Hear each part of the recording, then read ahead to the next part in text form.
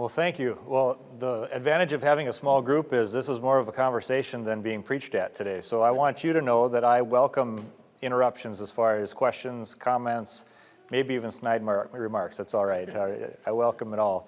But just before we get started, I am kind of curious. So who in here are actively farming? Okay. Support, like industry, NRCS, SWCD? All right, cool. All right. I'm going to spend a little bit of time real briefly just talking about a little bit about my journey. It offers a little context and kind of where I started from and what made me to what I'm doing today. I am a consultant for Understanding Ag. I'm also on the board for Soil Health Academy.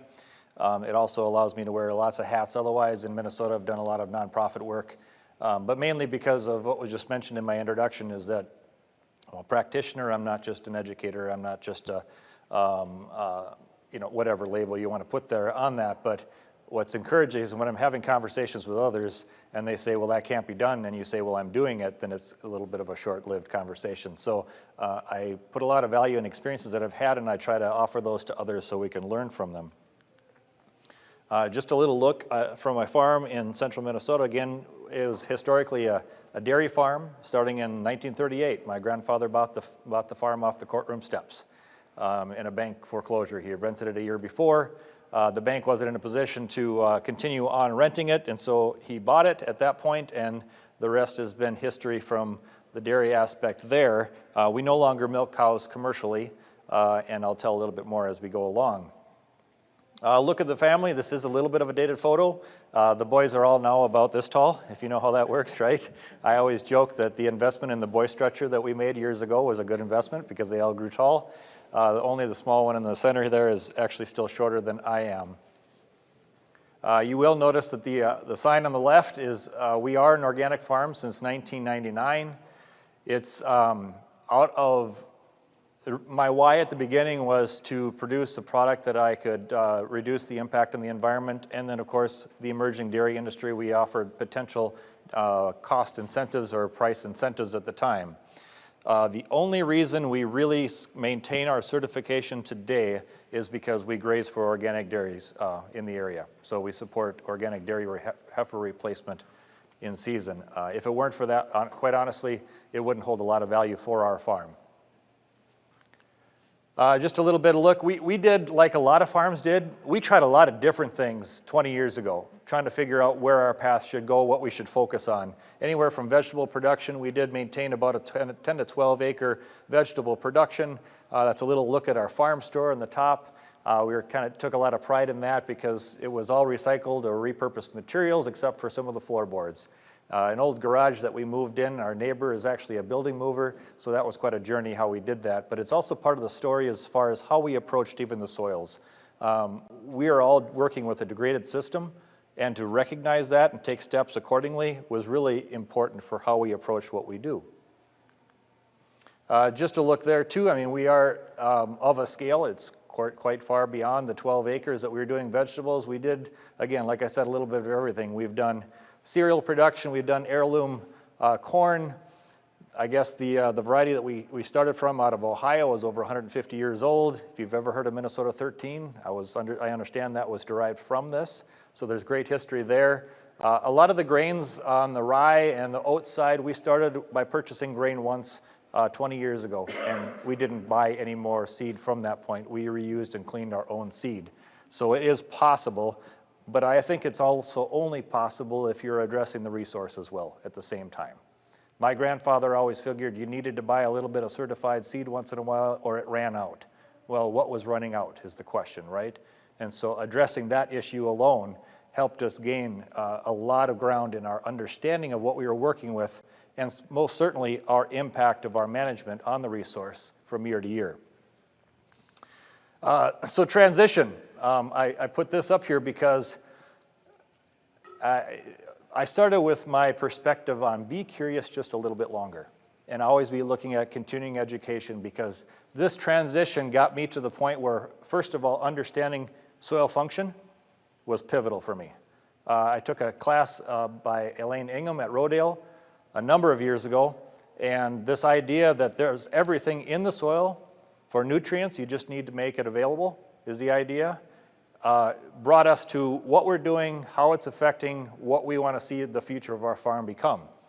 And so an example of that is, we made a lot of hay. We were in Minnesota. We figured, hey, we need to feed cattle in the wintertime. How are we going to get around that? Can we get around that?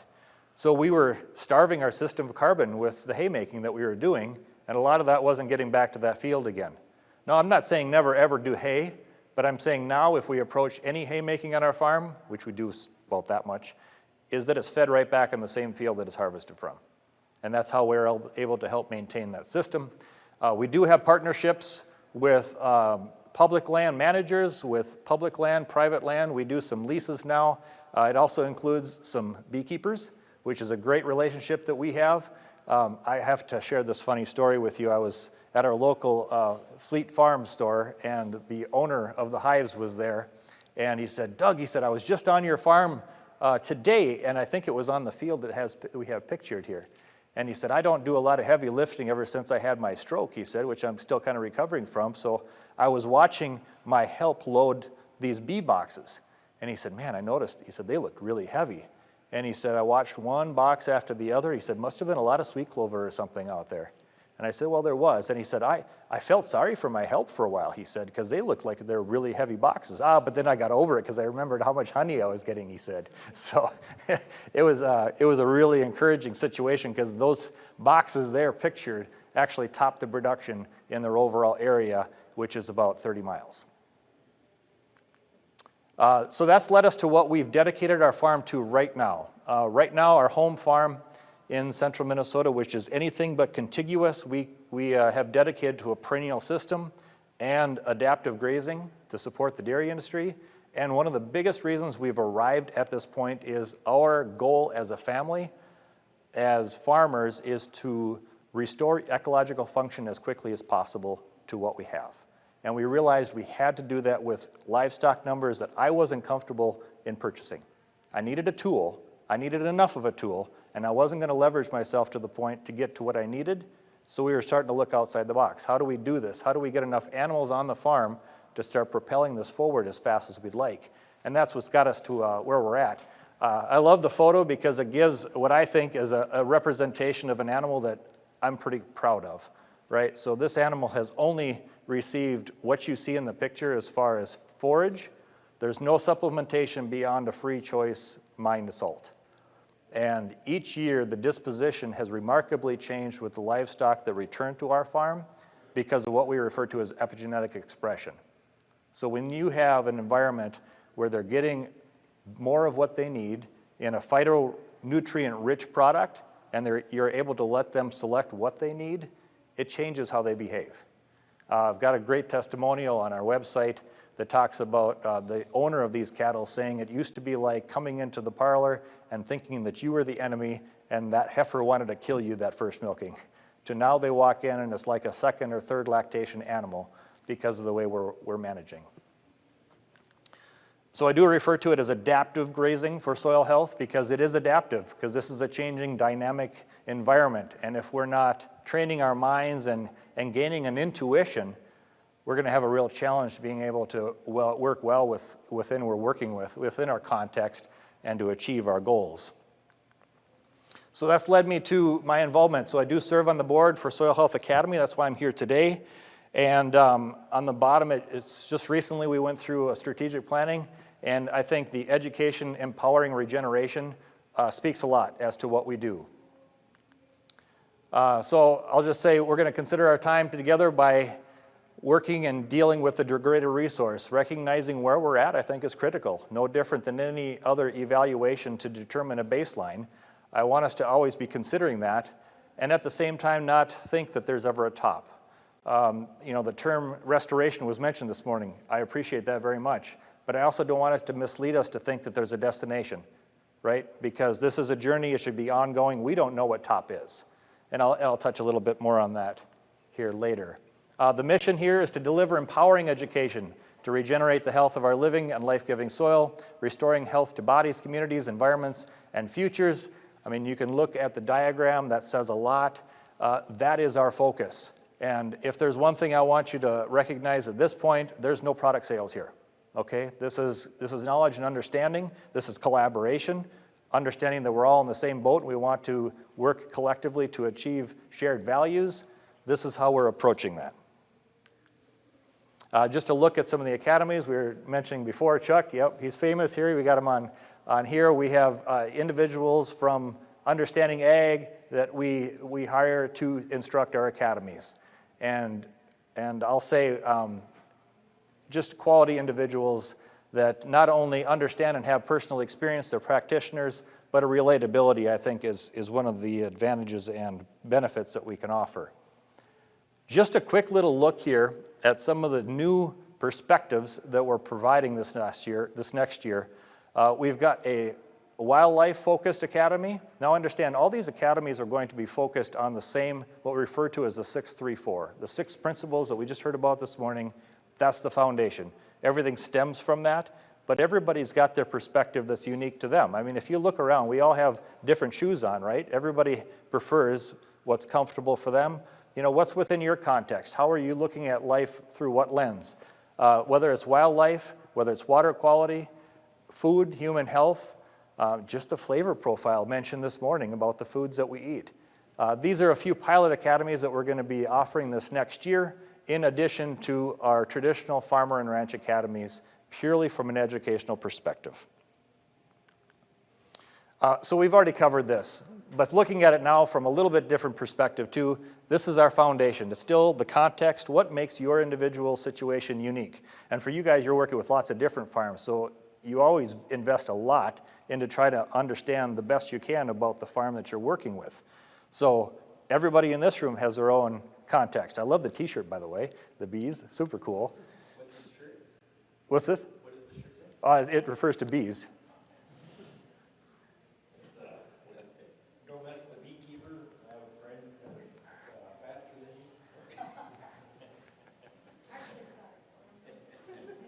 you. It just reminds me, so we talk a lot at academies about how every decision you make is either positive or negative. And it's not just in farming, it's life in general. So there's never a decision that you make that just never really makes any difference. It doesn't matter. But it's compounding and cascading. You know, just one seed has the ability that's being treated with neonics to kill 100,000 bees, right? And so that's one of the things that came to mind. That's why I appreciate the t-shirt. Again, context. Everybody has their context. And at the same time, life is dynamic. There is change. If there's one guarantee in life, it's change, right? So what's changing your context? What's affecting your perspective? Again, least disturbance, it's least disturbance. It doesn't say that you can't be a regenerative farmer and never use chemical or never till, okay? We're gonna meet you where you're at. We're gonna talk about where you're at, where you wanna be. One of the principles, armor. Obviously, we talked about that, keep it. Diversity, man, I think this goes so beyond farming. I think we need to look around the room and look at who's all here. You know, Soil Health Coalition, man, I've been working with you guys for years. I love you guys, right?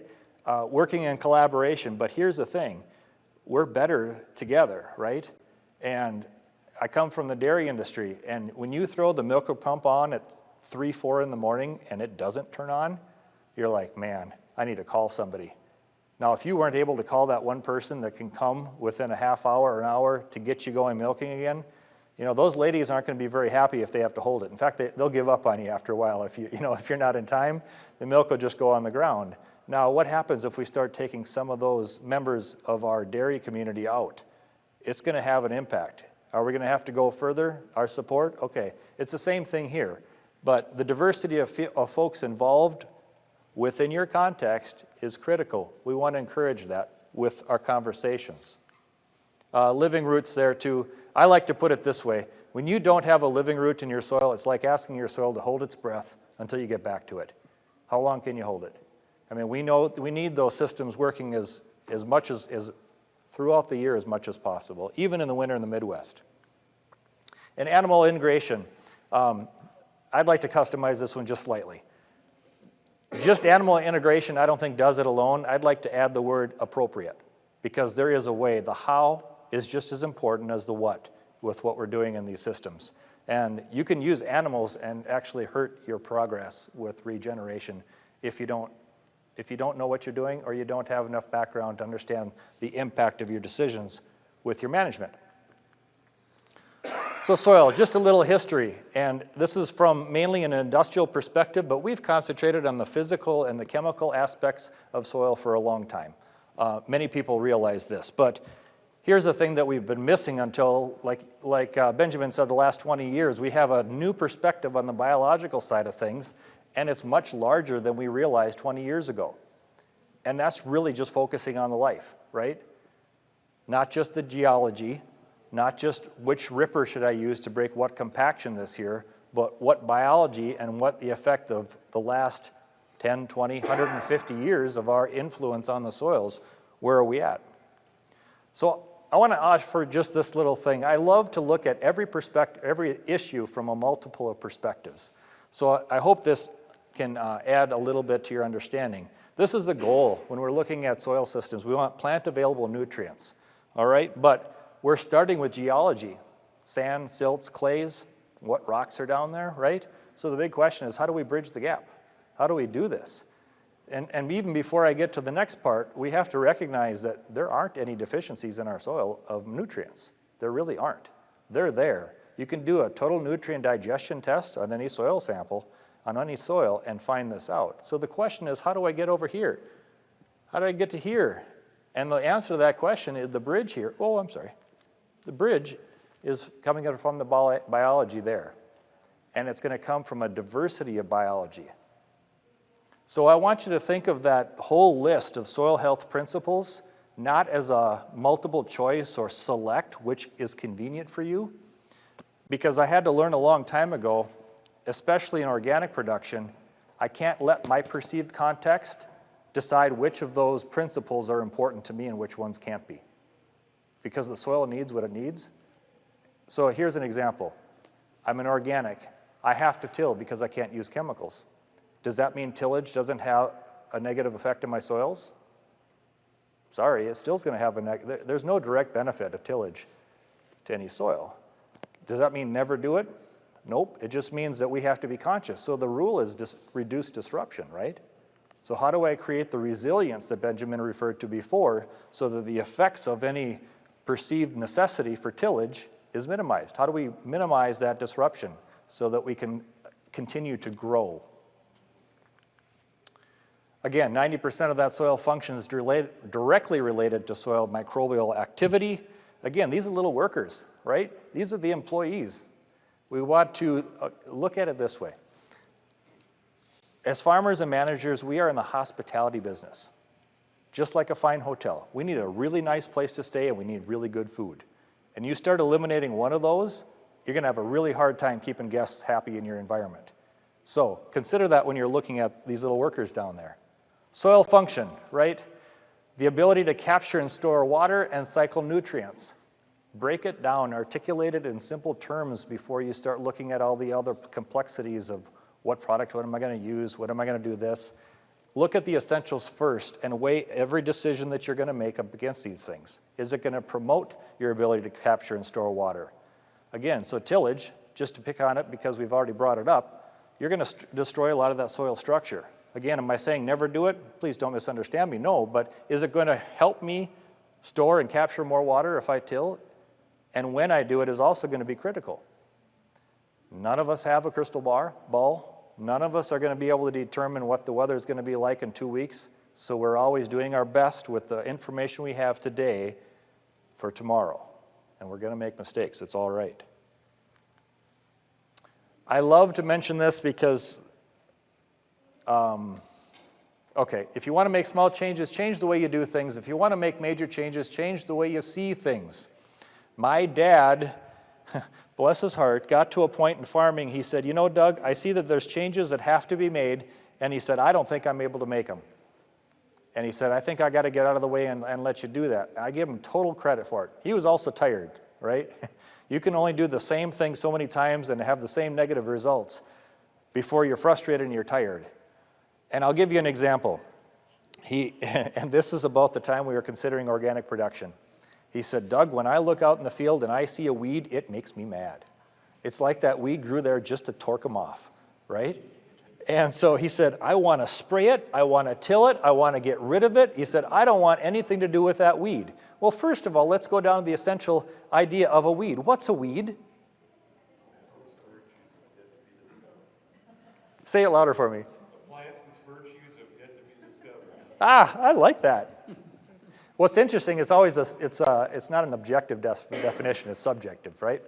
And so my dad looked at something as absolutely negative. Now, I don't have enough time to go into as many things as I'd love to provide the understanding, but soil succession is critical. Understanding that there are certain plants that are going to express themselves in different scenarios. So a weed is just an early succession plant. I mean, it's the scab, right? I look at weeds today, first of all, we graze.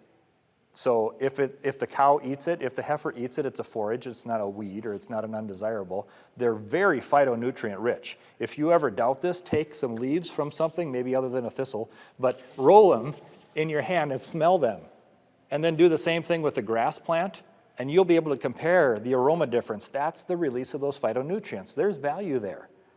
Animals can self-medicate, right? They can balance their needs. I mean, the differences between having just a monocrop pasture and going into something with alkaloids and tannins and all these diverse different phytonutrients means I can grow a healthier animal that I want to be around, that doesn't want to kick me, right?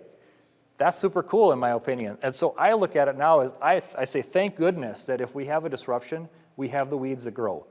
Because to me, when we don't have nature's response to grow those weeds, that's when I get really concerned. That's when I start asking questions, what's in there? Do we have chemical residual in there that's keeping that from happening? Is it just dead? Does it mean that we've actually killed the latent seed bank? Because if I can't get a weed to grow, am I going to be able to get big blue stem to grow next year? Okay, so I'm just offering that as a difference in perspective. I mean, folks, if we go to the doctor and your leg hurts or whatever you're going in for whatever ailment, if the doctor looks at you and says, we're going to have to take it off, I'm concerned because we didn't do any other tests like blood work. He didn't take my pulse. I mean, any of these things. So we don't want to jump to conclusions based on limited information. So I'm just saying that to encourage everybody to look at everything from a multiple of perspectives. So I love this. Anybody ever watched any of Simon Sinek stuff? Is that right? The right name?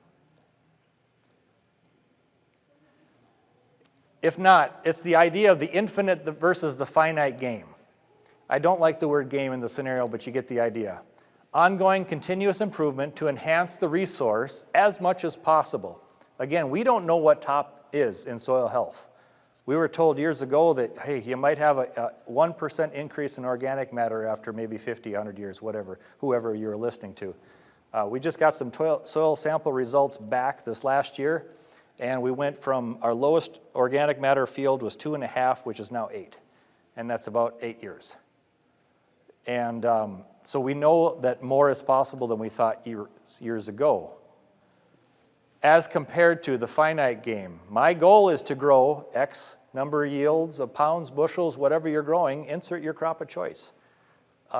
That's more of a finite game, right? That's limited. So I just encourage you to look at the continuous infinite game because we don't really know how good we can do yet until we have that perspective of ongoing improvement. So the goals, I love this one. We don't know what we don't know. And identifying what questions to ask is paramount. We work with lots of farms, and I mentioned how much time we invest in context. I want to know everything. We talked a little bit about this morning about what are the limiting factors to adoption. And I would say they're cultural and they're social. And they stem from there. So what makes going on in your life significant? What helps you steer your decision making? And again, we can't implement what we don't understand.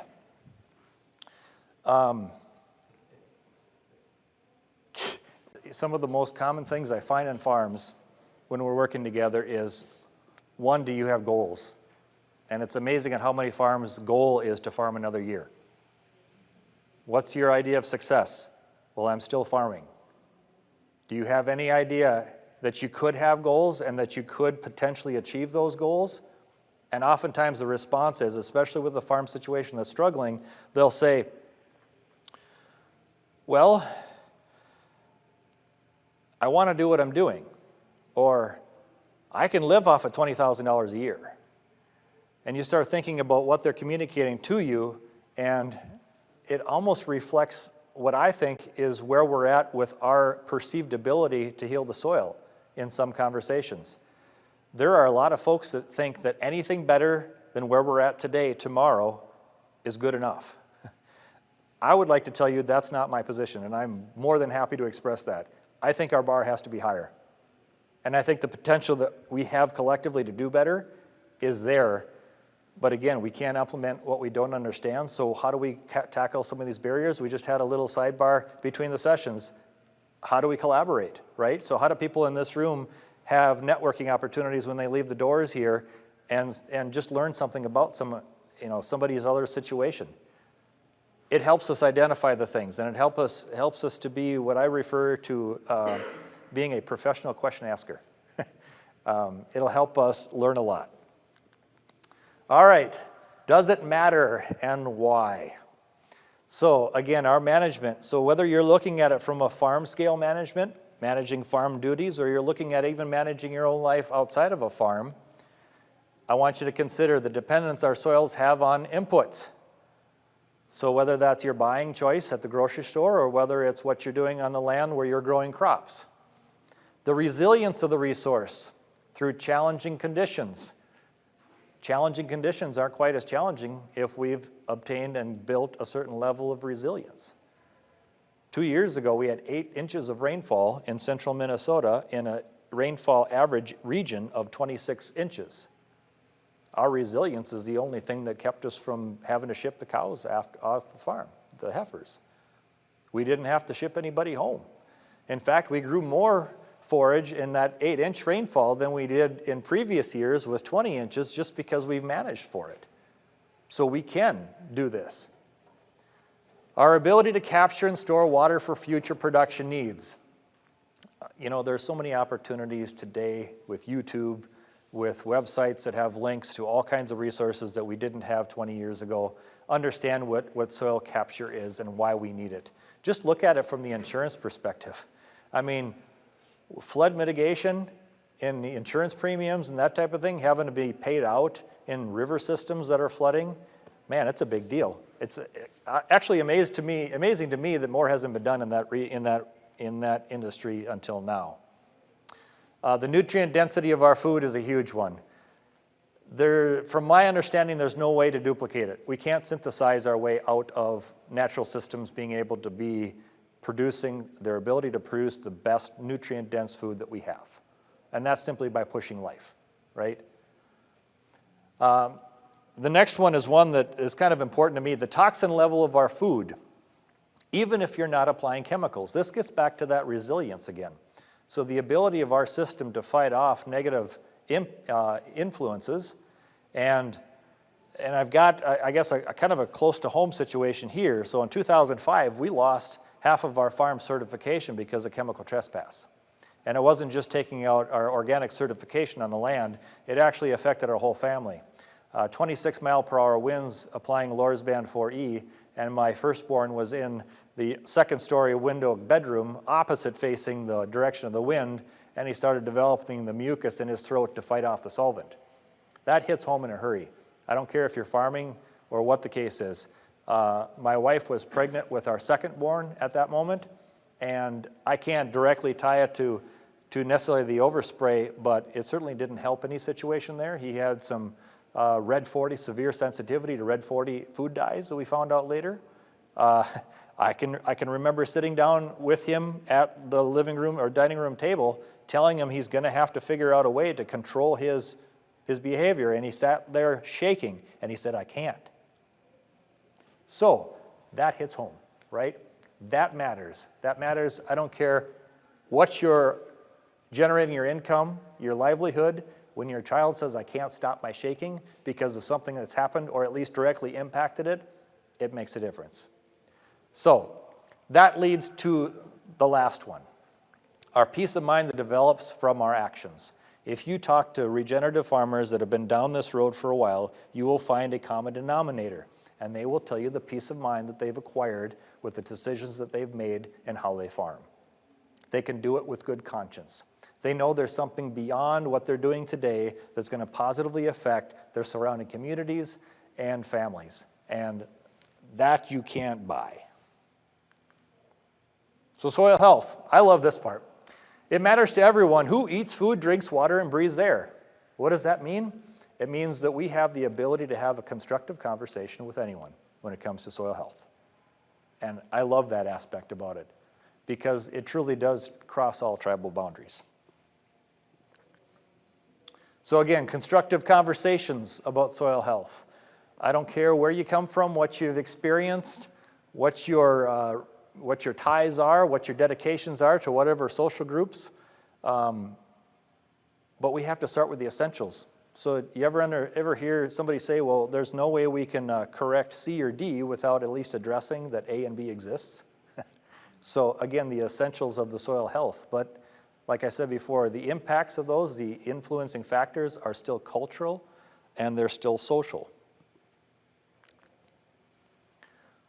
So with this, I like to put it this way. We spend enormous amounts of time building these mental boxes for ourselves and for each other. If there's one discipline I wish I would have studied more, it's probably psychology.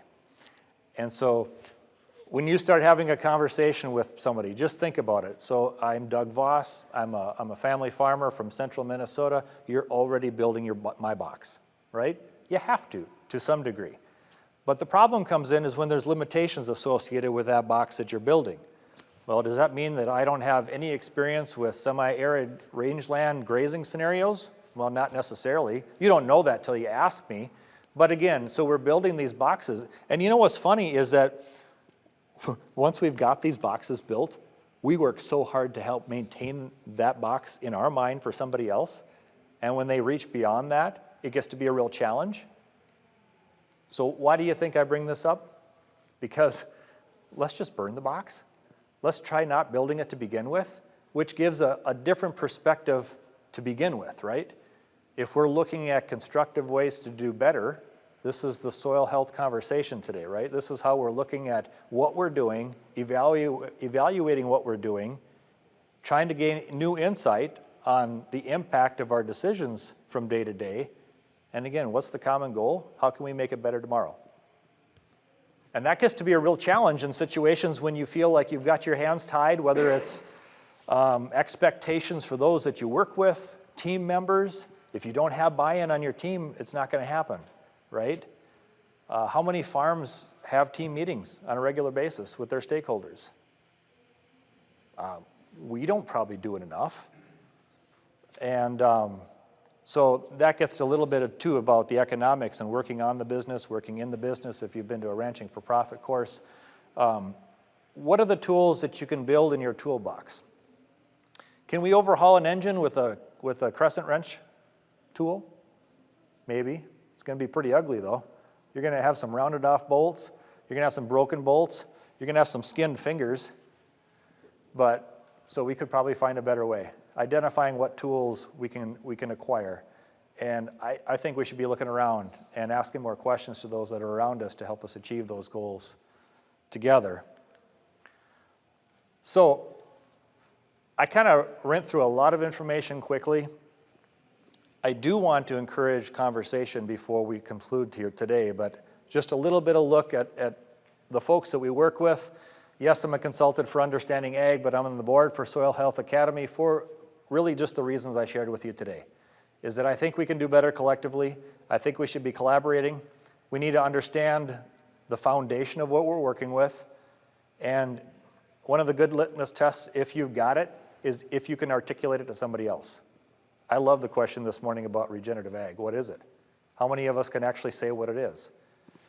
Should we each have our own unique definition? We're all going to have our own perspective that we're offering insight from, but it should really come down to the same essentials.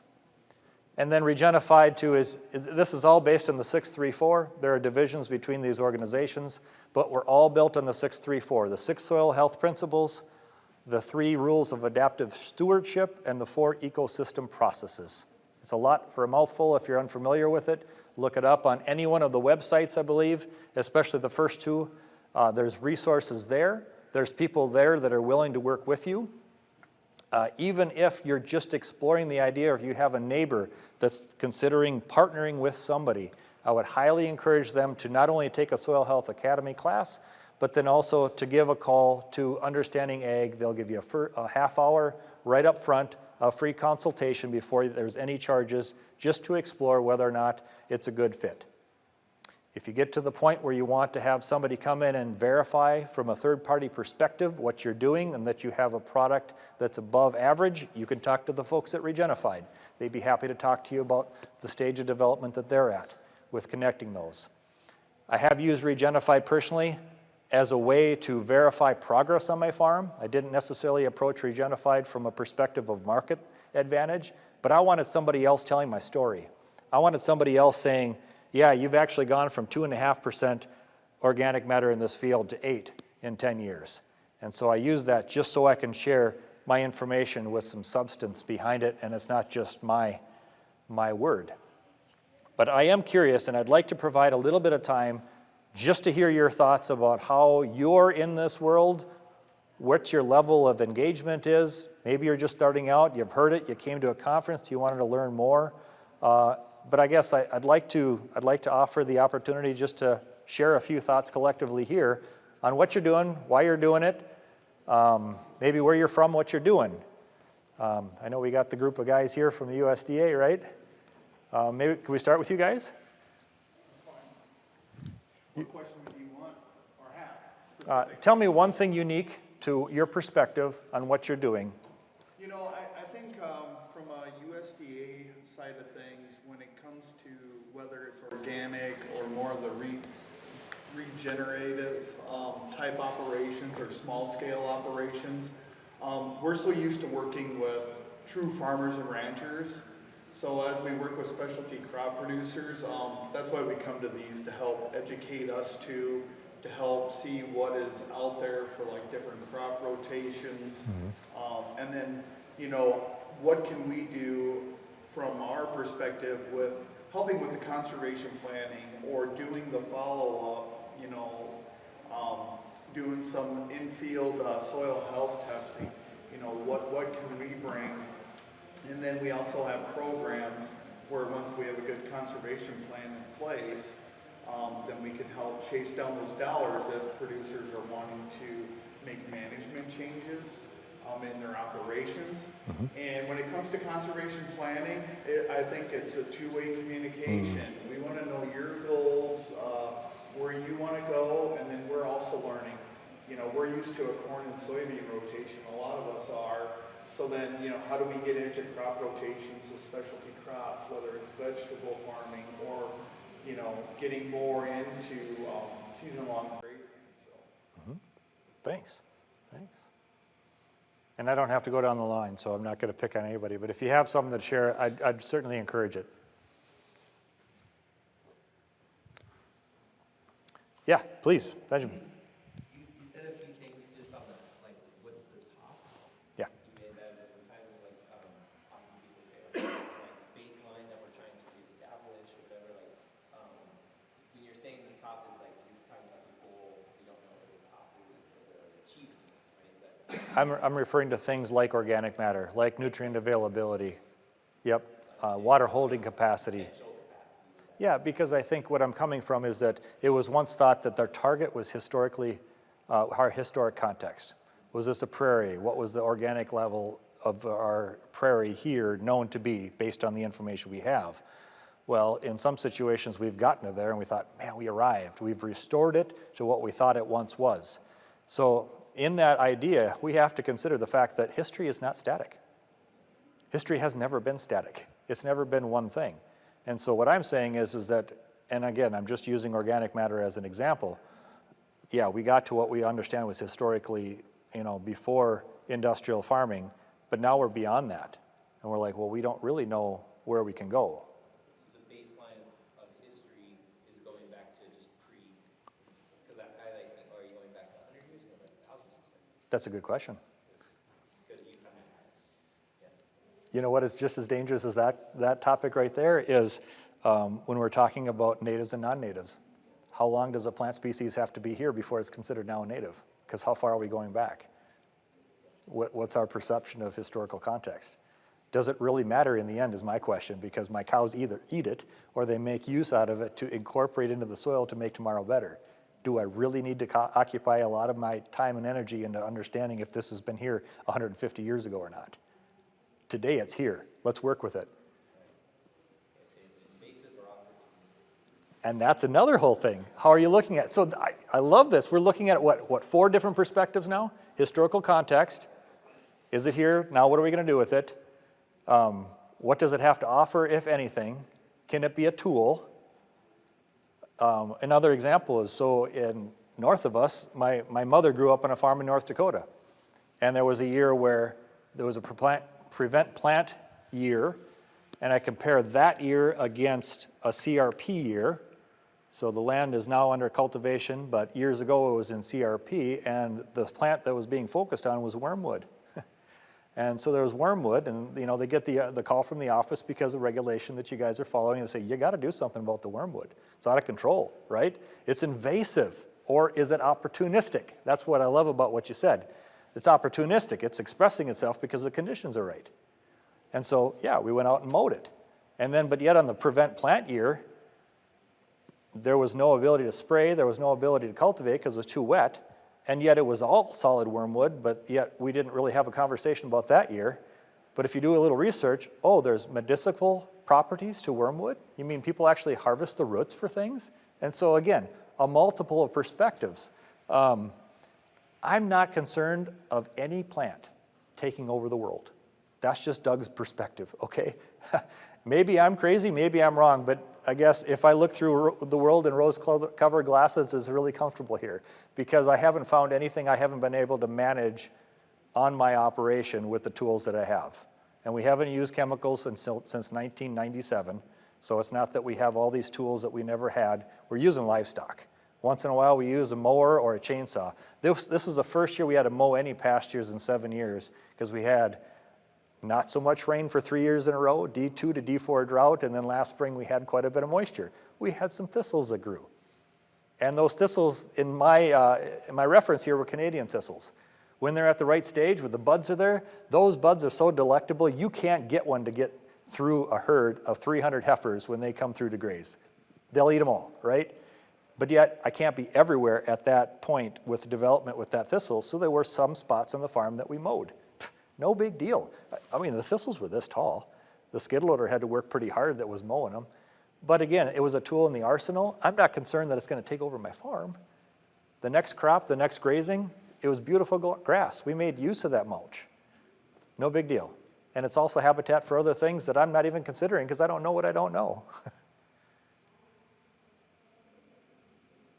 One other thing, I'm curious with the people in the room, you made a question about, or you made a statement about tools. Yeah. Hauling into the wrench or something, digging a hole with a screwdriver, kind of the idea. But also, farmers are very MacGyver in the sense of how, sometimes they don't have all the tools, but they have tools with what they know, or what they do have, they're able to come up with some really amazing innovation with some of those tools. So I'm curious because there's a lot, there's some people in the room who probably implemented things with maybe some different strategies, or you might have some experiences, but then also, if you don't have the right tools, it is limited.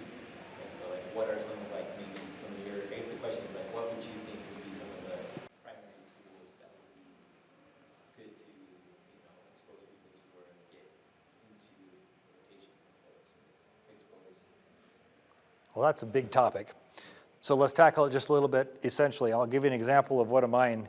And first of all, I think it's an opportunity. Thank you. It's an opportunity, first of all. Instead of thinking of it as a limitation, it's an opportunity, not to get too soft, but it's an opportunity to grow, right? Okay, because again, it's empowering your understanding of something so you can do better at what you do with less investment of energy and time. And so an example of, I guess I would offer is water development, because now I'm more focused on the livestock side of things. We're not contiguous. We're spread over 5 miles, and we might have 70 acres over here, we might have 20 acres here. We shut down 4-lane highways because they wouldn't give me a cattle underpass when they developed a 4-lane highway through the heart of our farm. I'm like, all right, so we'll shut down the traffic and we'll cross. We can cross 264 head crossed in 53 seconds across the 4-lane highway when we do things right. So I mean, it doesn't have to be a big deal. And we did miss the ambulance by 30 seconds. We heard the ambulance come down the road 30 seconds after we crossed this last time. So we're aware of that, but because of that, we don't have a mass one water structure. And so one of the tools we felt we needed is what tool do we identify that we need to deliver water to cattle wherever they're at? And so some places we have diaphragm nose pumps that we'll use when the season provides, like the partial of the season. But my favorite, and I really wish I would have a slide of this, my favorite is my floater, or what you would consider a pterogator, 4-wheeled pterogator, with an old fire truck tank on the back. And so just imagine this big pterogator with this 3,000-gallon tank in the back, and people say, I would never haul water to my cattle. And I'm like, I love hauling water to my cattle, and here's the reason why. I can put the impact area where the stock tank is wherever I want on the 70 acres. I'll back it right up to that backing line, wherever the poly line left off last time, and that's where I'll water cattle. Okay, if there's a thistle patch, I'm sorry, ladies, you're gonna have to walk through a few thistles to get your drink today. No big deal, it's a tool. But here's the big thing, and you said ingenuity. So I've had to replace my engine and my side-by-side 3 times. I don't know if I got a lemon or whatever the case is.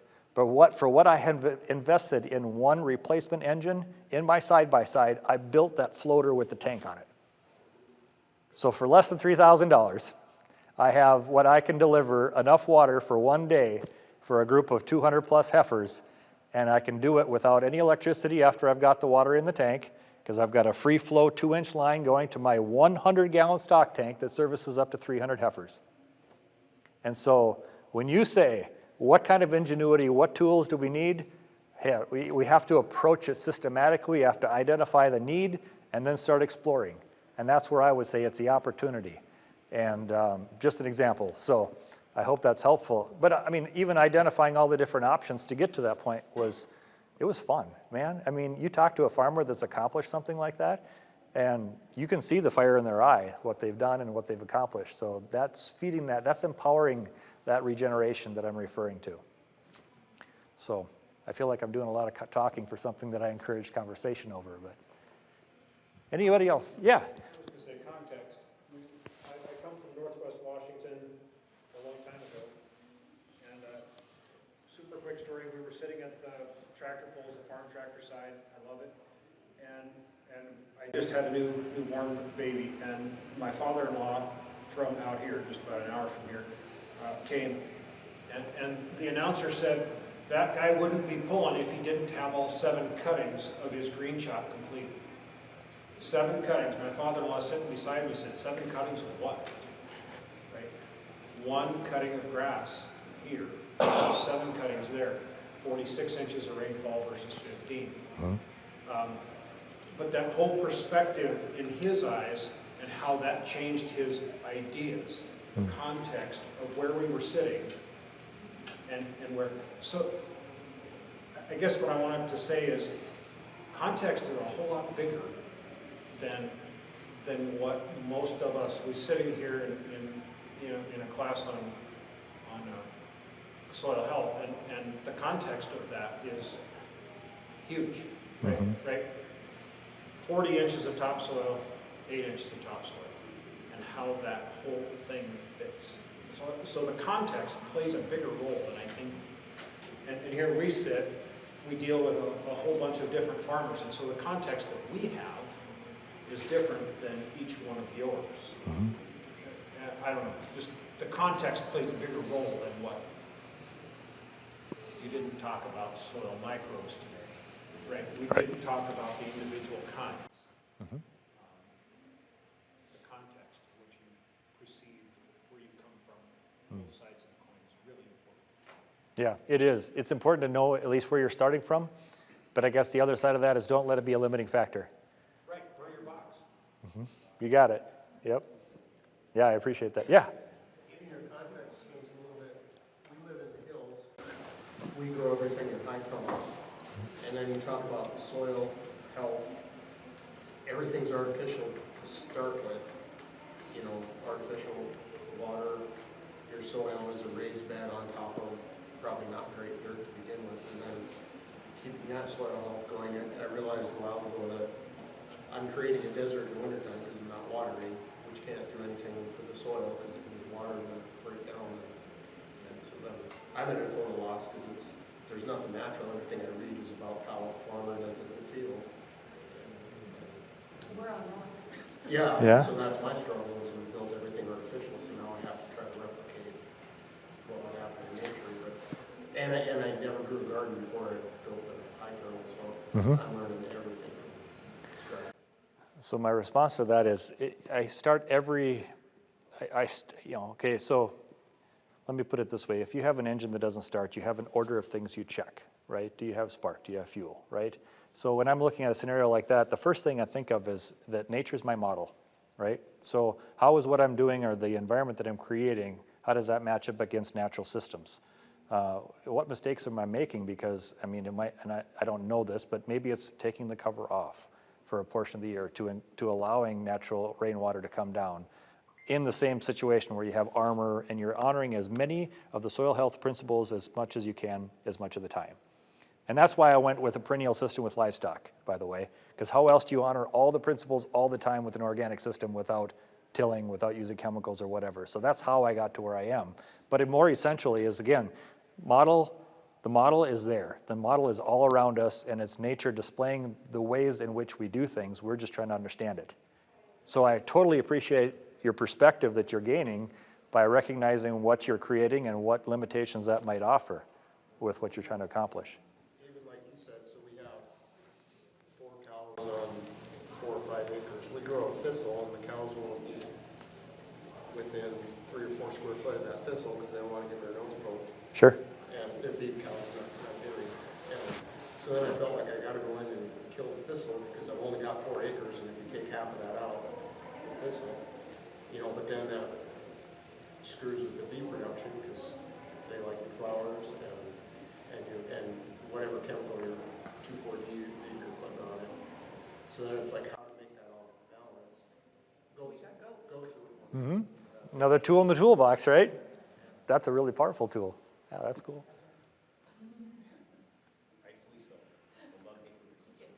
Yeah, and I think the other thing is that, if, this is Doug's opinion, but if you're not a little uncomfortable, maybe you're not trying hard enough.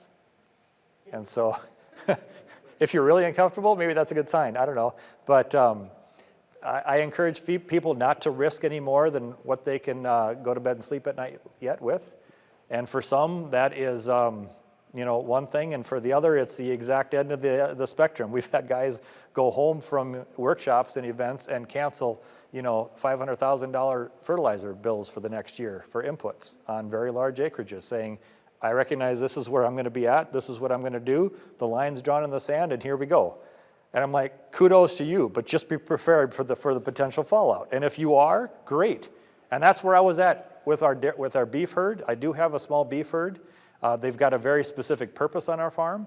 And I'll tell you that purpose real quick is I don't ever go on to a new piece of ground with somebody else's cattle that hasn't been grazed recently, and it has to fit the kind of the qualifications of well-managed grass, right? I take my own herd in there to prime that system. Just like you'd use cover crops to biologically prime a soil system, I use my cows because, one, they're expected to winter off a rock pile, and they can flesh up on a salad, right? So we've done some good things with them. The bar, you either survive or you don't, so you have to earn your right to be in my herd. And the fallout, yep, we had fallout, because I just started with, sales barn cattle, right? There was nothing special in the genetics that we used initially. And what we've developed years later now is a herd that is very resilient, and they can darn near gain weight on brush, right? But that's just kind of my approach, right? So I went into it realizing what the need was. I wasn't going to ask a client of mine to run that risk. And so we get things going. 1 to 3 years. We'll run our cattle on a piece of ground before we bring in custom cattle. But for example, right now there was a bricks conversation going on, one of our most valuable tools. It used to be, I would very embarrassingly say that we've only had 3 to 7 bricks on our feed when I was making hay in those big square bales. Now, last year, the lowest we recorded was 16. And we've had 16 up to 28 bricks on different places on our pastures at different times. And you can't help but make a fat, happy animal with 20 bricks forage. It's a joy. Thanks for joining us, guys. I appreciate you being here.